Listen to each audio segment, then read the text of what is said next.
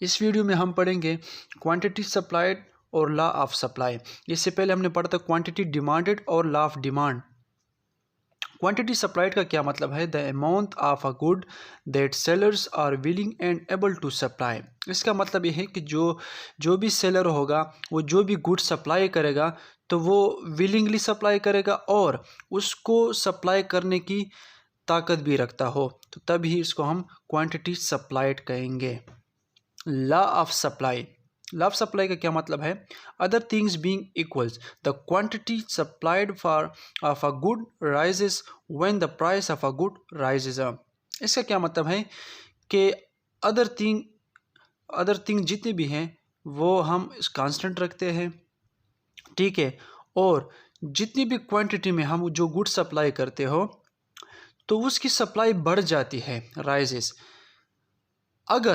अगर उस चीज़ की प्राइस वो बढ़ जाए तो हम उसकी सप्लाई को भी बढ़ा देते हैं। नीचे गिवन एक ग्राफ है, उससे हमें बेहतर समझ आ जाएगी। ये ग्राफ है, हॉरिजॉन्टल पे क्वांटिटी ऑफ आइसक्रीम है और वर्टिकल पे जो प्राइस ऑफ आइसक्रीम है। ये तो देखें, इसका जो कर्व होता है वो अपवर्ड होता है ऐसे। इसमें देखें कि जब प्राइस 2 से 3 पे जाता है, 0 से 2 पे जाता है, तो इसकी जो क्वांटिटी ऑफ आइसक्रीम सप्लाई जो है वो 0 से 2 पे आ जाती है। जब 2 से 3 पे तो 2 से 4। तो इस तरीके से इसकी जब प्राइस 2 से 3, 3 से 4, 5 से 6 पे जाती है, बढ़ती जाती है, तो इसकी सप्लाई देखो 2 से 4, 4 से 6, 8, 10, 12। तो इस तरह इसकी सप्लाई भी बढ़ती जाती है।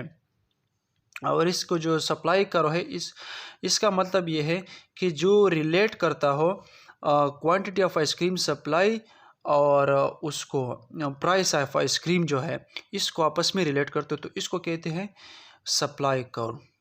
Thank you.